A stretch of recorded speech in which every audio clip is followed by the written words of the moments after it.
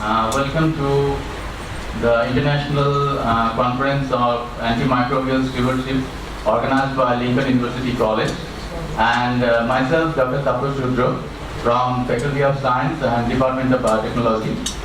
And I'm quite privileged to become the moderator of conference of this auspicious occasion for a day-long conference of this. And I'll be conducting this conference. But before I do, I would like to request you to make your mobile phones in a silent mode for the smooth conduct of the proceedings. Thank you very much.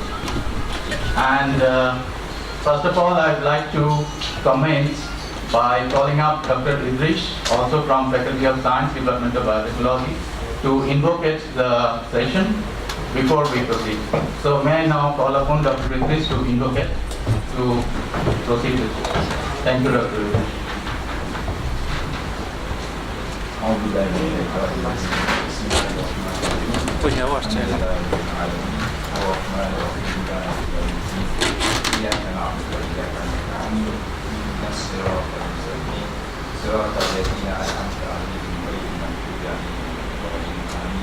اللهم لا سهل إلا ما جعلته سهلا وأنت تجعل الأمر ذلك سهلا وأنت لا علم لنا إلا ما علمتنا إنك أنت العليم الحكيم. Oh Allah, we seek your peace and blessings. Please guide our Christian as we gather here today and make it to the beneficial one for each and every one of us. سبحانك وبحمدك أشهد أن لا إله إلا أنت أستغفرك وأتوب إليك. ربنا آتنا في الدنيا حسنة وفي الآخرة حسنة وقنا عذاب النار والحمد لله رب العالمين. Thank you, Dr. Idris, for your invocation.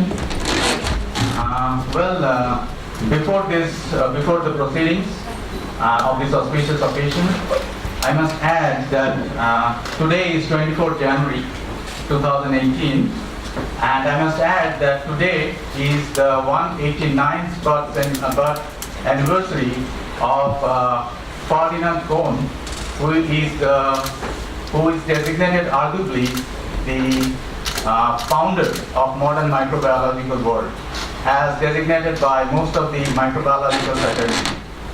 And he was a Polish biobotanist, and as far as I'm concerned, he was the first one who postulated that bacillus, as we generally call it as raw shell bacteria, and he classified and was the propounder of this taxonomy, microbial taxonomy. And he was the first one who proposed that this bacillus can produce spores.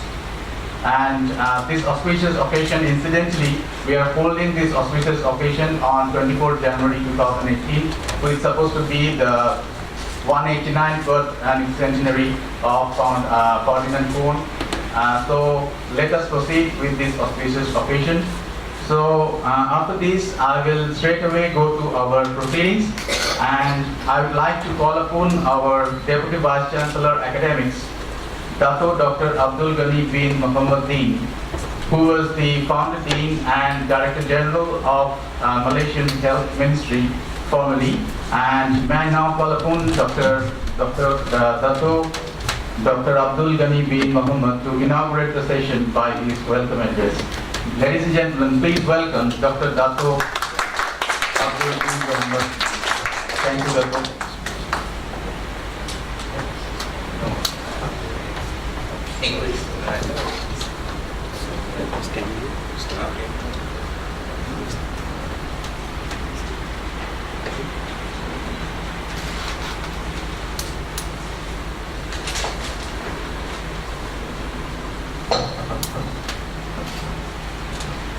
Assalamualaikum, a very good morning. Thank you very much, Dr. Prakash. The Honorable speakers, Professor Dr. Johari Surin, Professor Dr. Sanka Sangupta, and other lecturers, Dr. Fazana Yasmin, Dr. Idris Ahmad, Dr. Satish Babu, and Dr. S. Arwan, Dr. Nampi. First of all, have not addressed.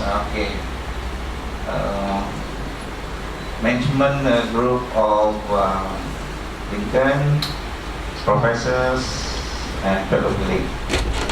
First, on behalf of the Vice Chancellor, Professor Dr.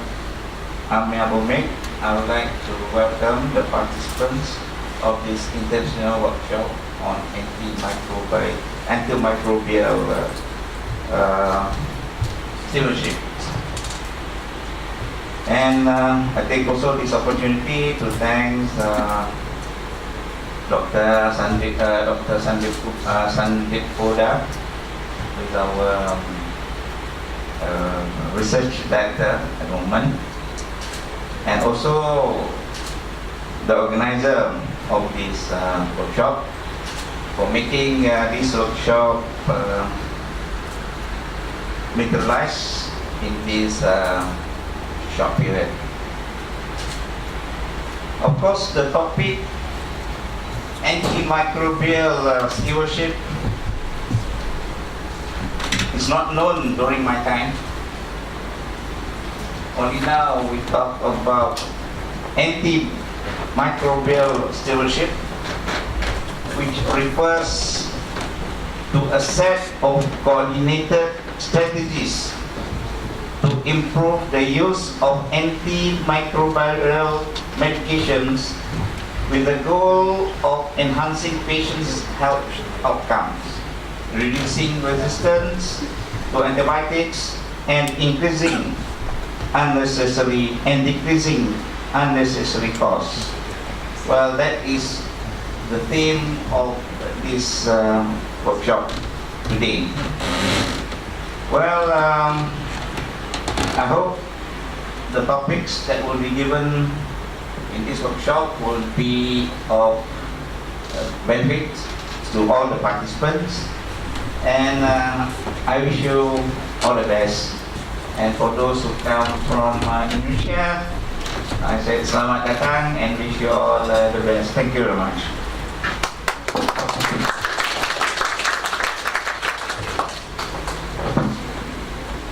Thank you, Datuk, for your encouraging words.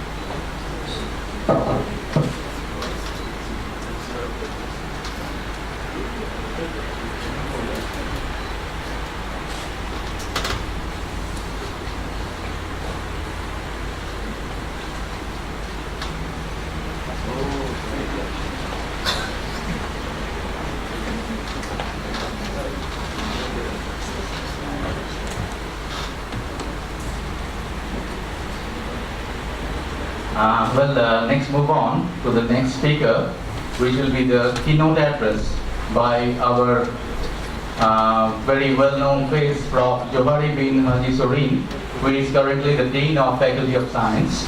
And let us introduce Prof David. Prof Johari has completed his Ph.D. in Medical Parasitology from London School of Hygiene and Tropical Medicine, University of London. After completing his Masters, he also has been engaged in MBA in Organizational Development from the University of Malaya. Prof Johari has 38 years of extensive teaching experience as well as research, and he formerly served as a professor in Medical Parasitology and Deputy Dean of Faculty of Medicine in the University of Malaya as well. Currently, Prof Johari, as I told you, is working at Lincoln University College as our Faculty of Science Dean. So please, ladies and gentlemen, call upon on stage Prof Johari bin Surin to deliver his keynote address.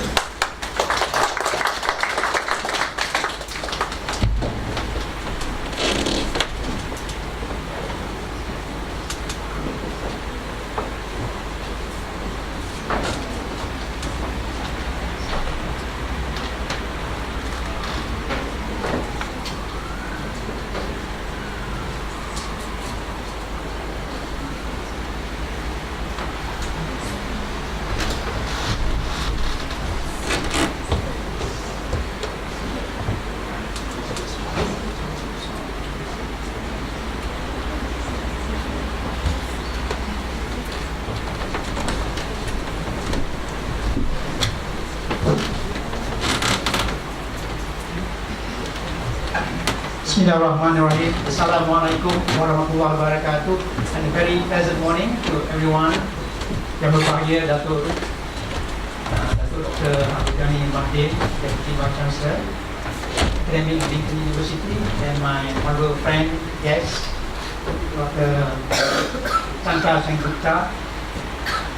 the various professors, lecturers, and students. We have this workshop on antimicrobial stewardship. As what Datuk Gani mentioned, when I was a student, microbiology stewardship of antimicrobial it's not been spoken about, but it's very important how things have changed. So before we kick off with the start with the workshop on the antimicrobial stewardship, I'd just like to give some present scenario in the landscape of antibiotics. So that's why I like to share with all the challenges in the drug therapy in the age of this antimicrobial resistance. Just let me start by quoting the recent annual report of global risk in the World Economic Forum.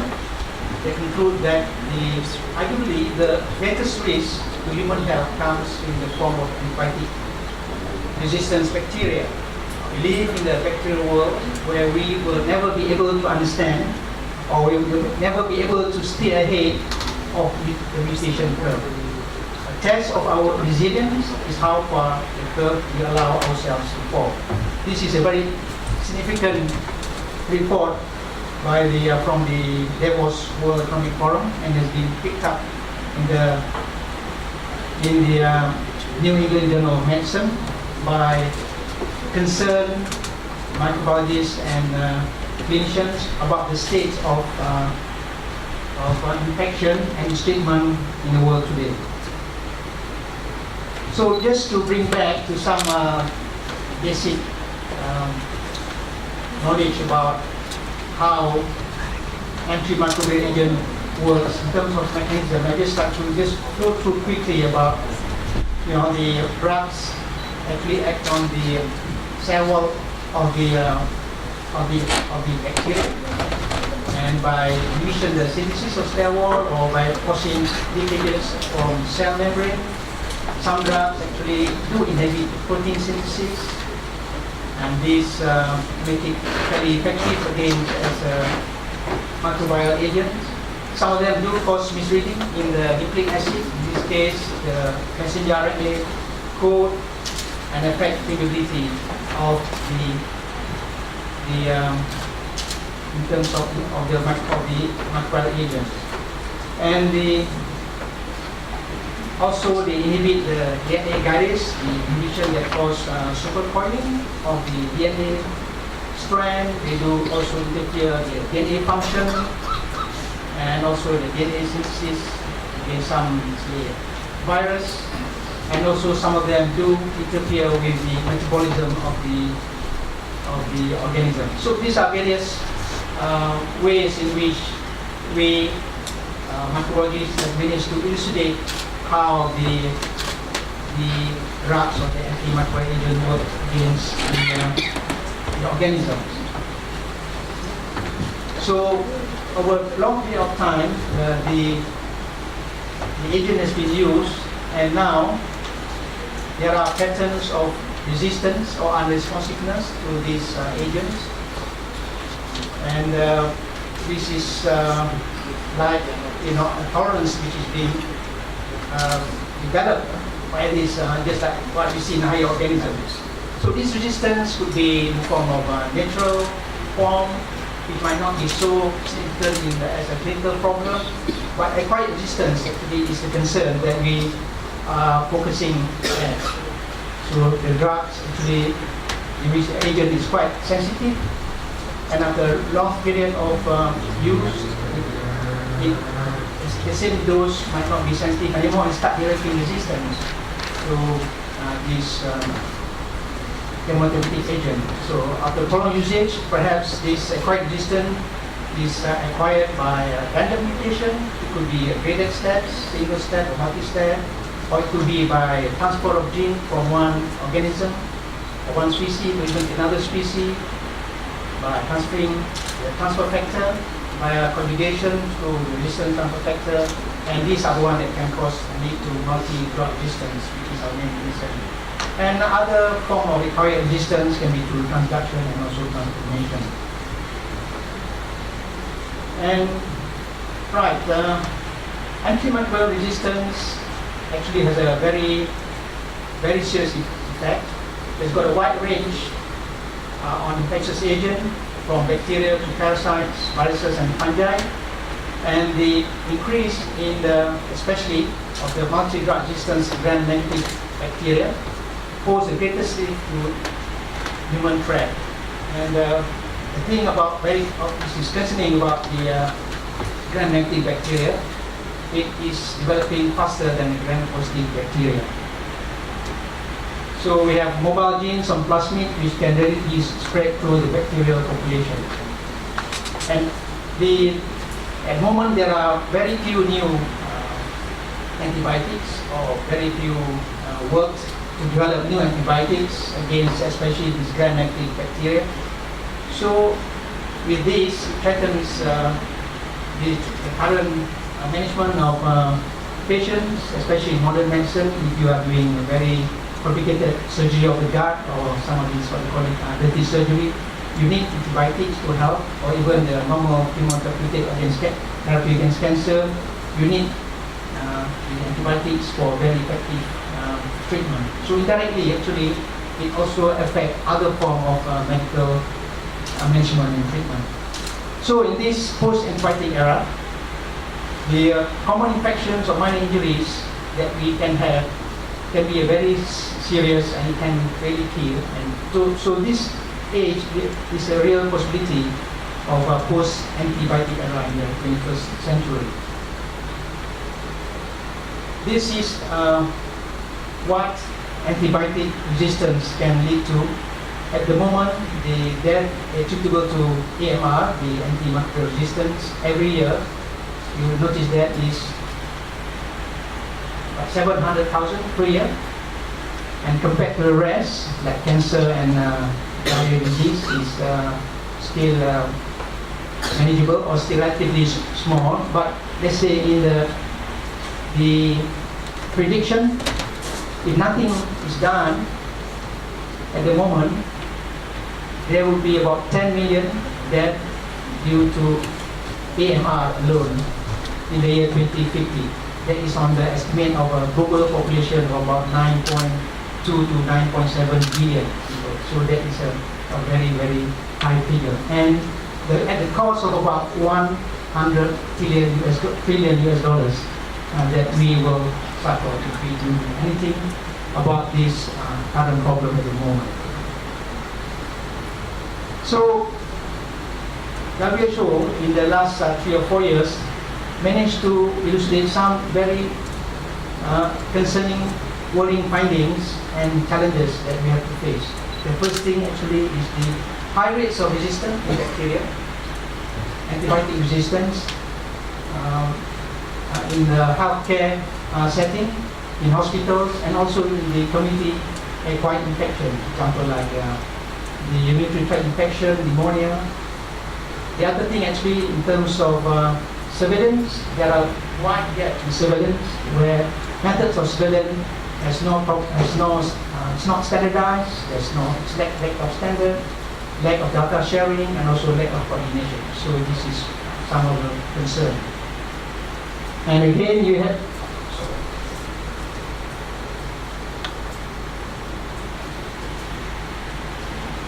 and you also have these multi-drug resistance in TB, or the excessively extended resistance against TB. They are largely unreported, and they are compromising control efforts. In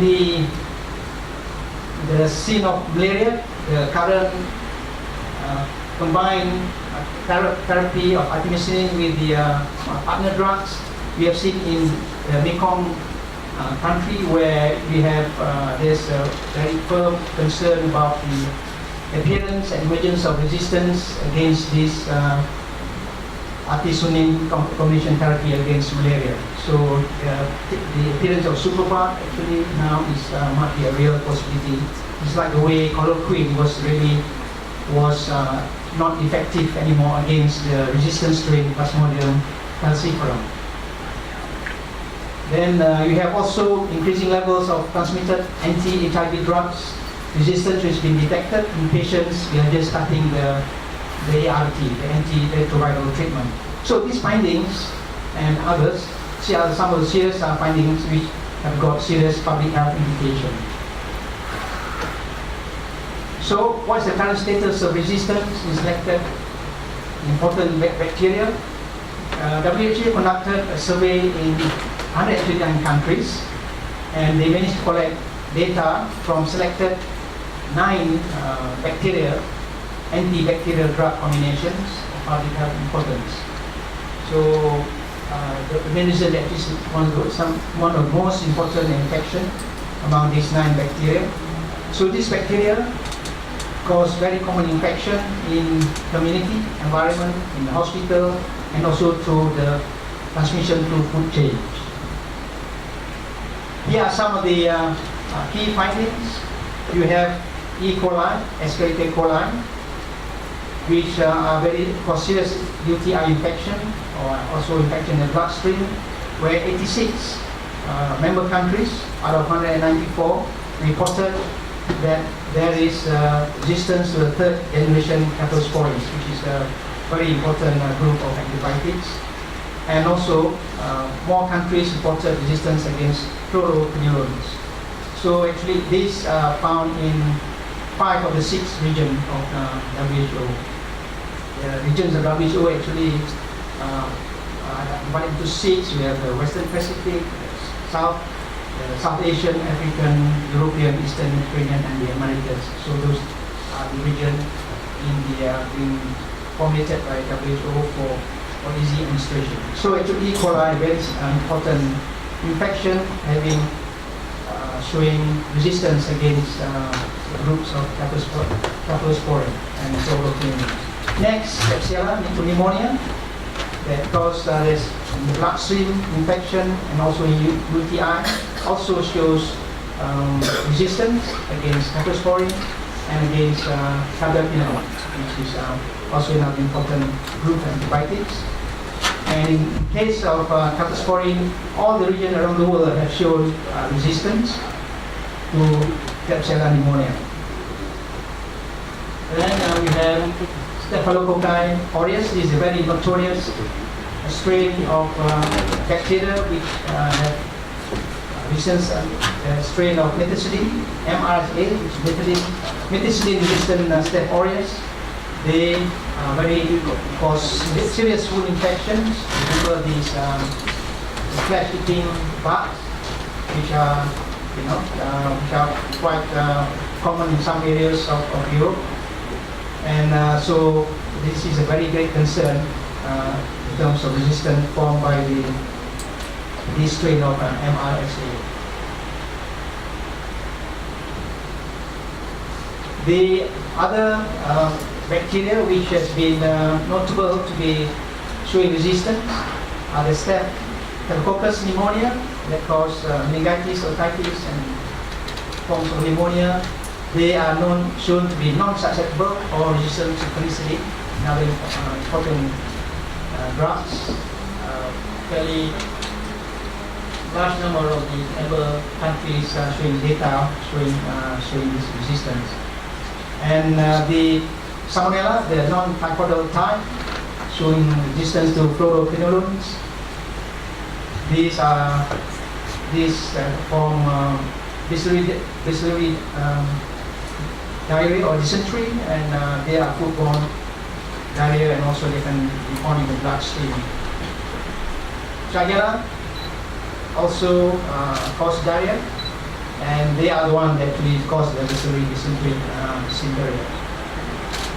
And finally, Neisseria gonorrhea, causing serious gonorrheal sexually transmitted diseases. They also show resistance to cephalosporin. So we notice that here the two important drugs, cephalosporin and the fluoroquinolones, are the one which is found to be not really effective in many of the countries around the world. So what's the implication for all this? For example, like E. coli and Klebsiella pneumonia, they have to, since resistance to the third generation cephalosporin, you need to rely not on carbapenems, which have to treat severe cases in setting of in community acquired infection and healthcare hospital acquired infection. Using carbapenem, the antibiotics is more expensive, sometimes it's not available, and you sometimes, of course, can accelerate further development of resistance. Similarly, with K. pneumonia, also develops 54% resistance against carbapenem, and E. coli also resistant to fluoroquinolones, means that's limited to available oral treatment for clinicians in the community. The Staph aureus, MRSA, the rates of disease is very high. Treatment of skin and wound relies on second-line drugs, and of course, a standard first-line drugs for orthopedic and other surgical procedures will have limited effects. And with this, the second-line drugs, they are more expensive. They have severe effects, and of course, needs monitoring of drug treatment, leading to high costs. Staph pneumonia, we have Staphylococcus pneumonia, the antibiotic resistance they show reduced susceptibility to penicillin, more than 50%. The variation in reporting, the problem that is variation in reporting about this antibiotic resistance, the limited comparability of laboratory standards. So the extent of this problem actually is, the impact on patient is not really clear at the moment. And invasive pneumococcal disease is very common and serious in the children and among the elderly. And of course, pneumonia and meningitis. So what is important now is to have a better monitoring of the ADR staph pneumonia, which is required.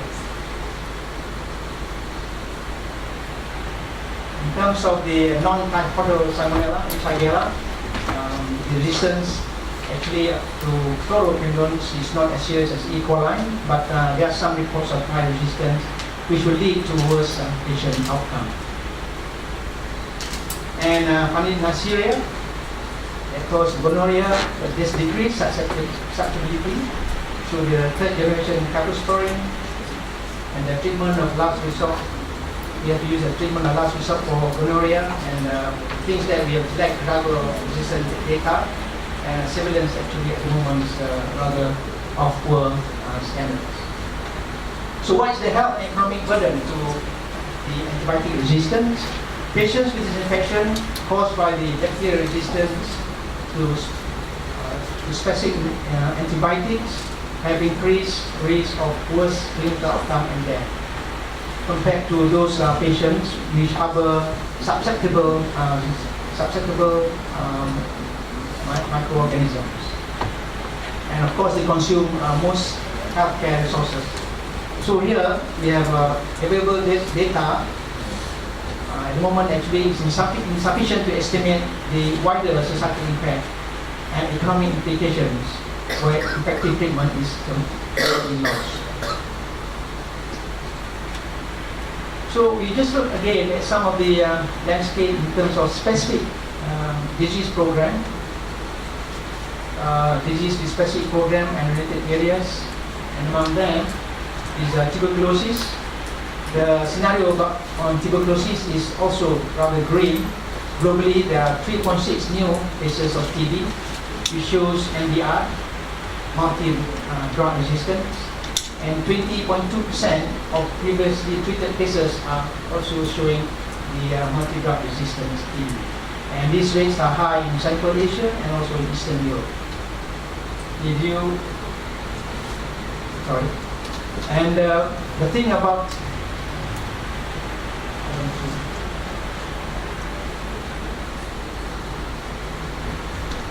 Okay.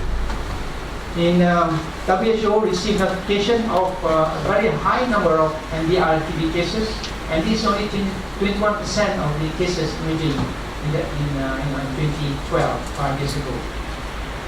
And of those that started treatment in the early this decade, only 48% of them are cured of complete treatment. So that shows the extent of the multi-drug resistance against TB. And treatment success rate is even lower among the extensively drug resistance cases where this TB actually would be, this case, the resistance to just about most of the line of antibiotics used. Malaria, the malaria resistance, actually the problem that cannot be detected by routine laboratory techniques. The drug efficiency surveillance is very critical for early detection of resistance. So actually how you detect resistance is by looking at 3-day administration. After the first 3 days, you find that it is more than 10% parasitemia. We have to carry on up to 28 to 48 days and look at and see what is the parasitemia rate. If it is more than 10%, that means it can be confirmed that that drug or that species is resistant to the specific drug. So here, in using the combination therapy, artemisinin with partner drug, around the great concern is around the Mekong countries, the Mekong riparian countries, Cambodia, Myanmar, Thailand, Vietnam, shows that this artemisinin resistant strain of Plasmodium falciparum is showing and being confirmed, and discovered looking at some of the gene, which is the Plasmodium PF13 gene disappearing in many parts of this area. So the worry is that they follow the same route, the way chloroquine resistance is taking place, where chloroquine resistance, as you all know, went round the globe from starting with from Vietnam up to maybe West Africa. So we know the story about chloroquine. Now this new drug, which is not effective, also showing the same behavior. So this will, of course, impede and jeopardize some of the games which has been made in very control around the tropical area. HIV, just move on very quickly. The drug resistance strongly associated with failure to achieve suppression of viral replication, there's increased risk in disease progression, and over the last few years it shows that there's increasing level of transmitted antiviral, anti-HIV drug resistance among patients starting ART in some of the low and middle income countries.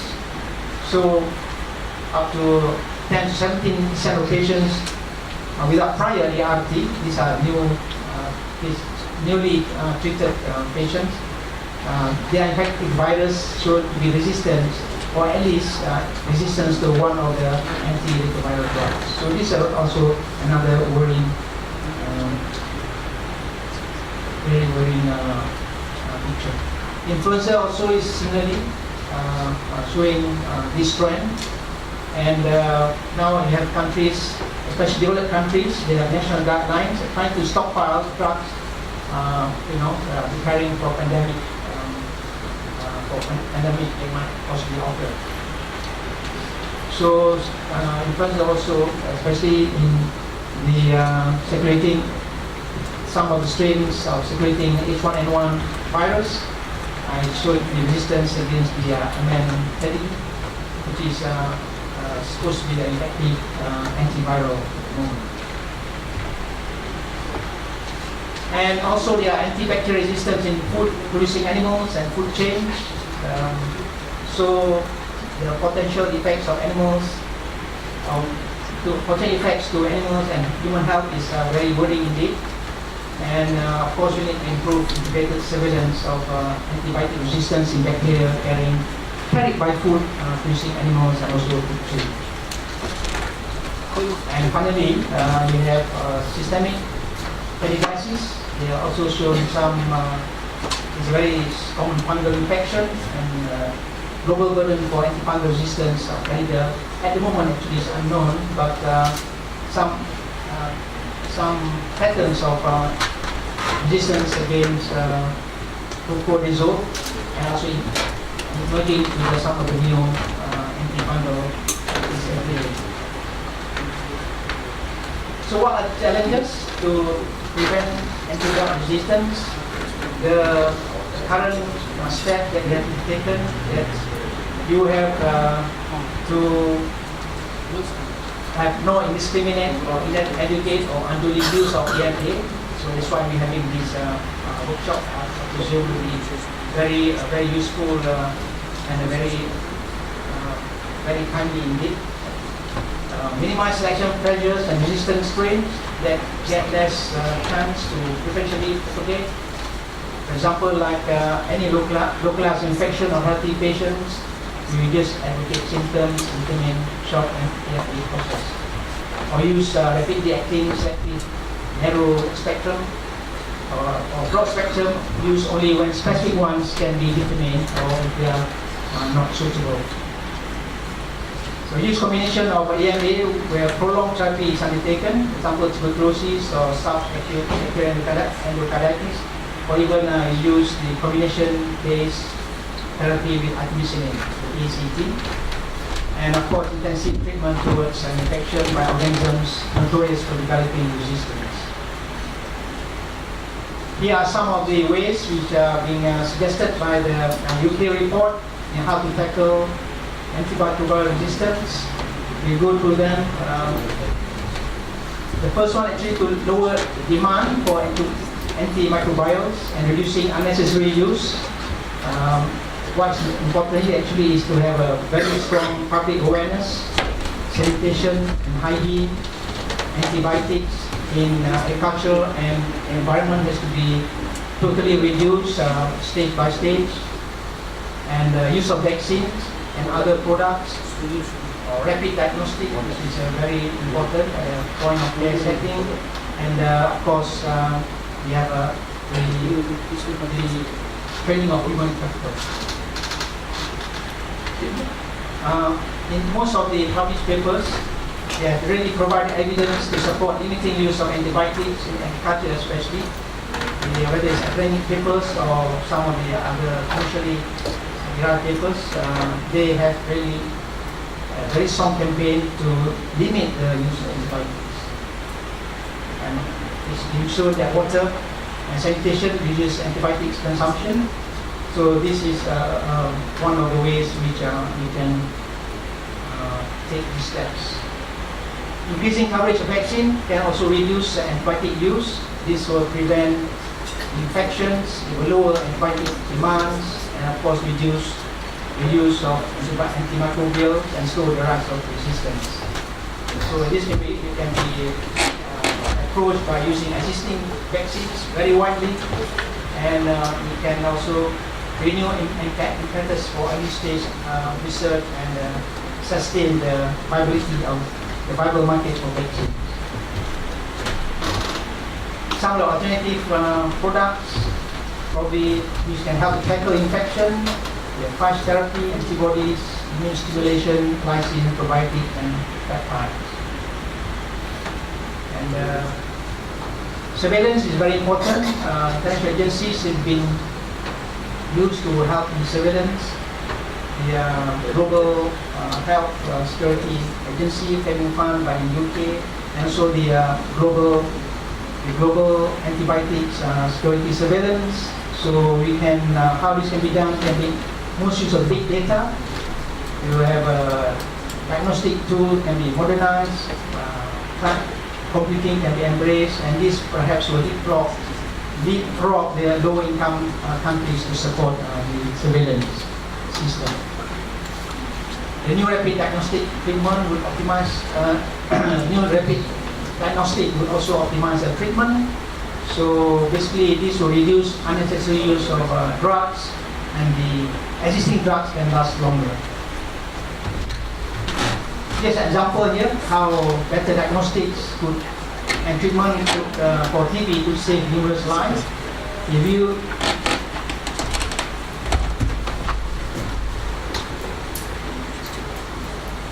you see that you combine better diagnosis and treatment, the number of lives is being saved to up to, let's say, 770,000 to be saved over the coming 10 years. Rapid diagnosis will reduce also unnecessary prescription. And another aspect of how this can be tackled actually is if you look at the pattern of reward in terms of specialties around the world. Here actually we have used the USA as an example. The clinicians who are dealing with communicable diseases or an infection, and their colleagues, microbiologists, the lab scientists, nurses, pharmacists, actually they are at the bottom of the rung in terms of the reward system. So actually this should change in terms of make it more rewarding and motivating for clinicians who are working in infections and chronic diseases to be more motivated, and so the manpower actually is increased, and research and focus into antibiotics is being geared up. So the increasing supply of antivirals and antimicrobials will keep up with rising resistance. So basically you have new drugs, and new drugs actually has to be supported by funding. Global Innovation Funds is very important. And at the moment, of course, antimicrobial R&D is not really effective to venture capitalists. And you notice that actually out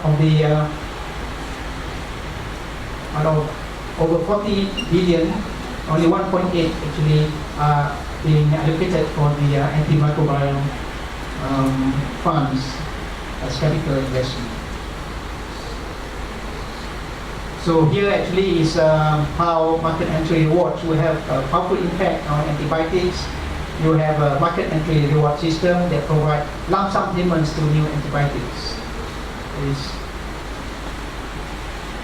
And also we need the use of existing microbials which should be better. And how market entry reward for antibiotics would work. This actually will rewards for any effective treatment, about let's say 1 billion per new or old drugs that works effectively against resistant pathogens, for example like TB or gonorrhea or gram-negative pathogens. So antibiotics investment charge can be, as a policy, can be instituted, and pharmaceutical companies will either pay a charge or invest in this R&D. So there's the pay or play policy could be instituted to meet as a market entry reward for antibiotics. So just to summarize this recommendation, massive public awareness campaign is very important. It has to be done at a global, international level, and has to be well coordinated. Improve hygiene and prevent spread of infection. Limited use of antimicrobials in agriculture, and dissemination into environment, which means that the use of drugs in producing food and food which is being sold by supermarket has to be gradually reduced, so that it will reduce resistance. Improve global surveillance of drug resistance in human and animals. Develop novel rapid diagnostic to curtail use antibiotics. Develop and use vaccines and alternative products, and incentivize and invest in manpower for communicable diseases. And the last recommendation to establish Global Innovation Fund, as I mentioned just now, by the US, UK, and also by the WHO, We need to have better incentive to promote investment for new drugs, including existing ones, and build a global coalition for real action via the international agencies, United Nations, and G20, and also promoted by the Global Economic Forum, which year over year they are very concerned about the rising antimicrobial resistance globally. So with that, I thank you very much.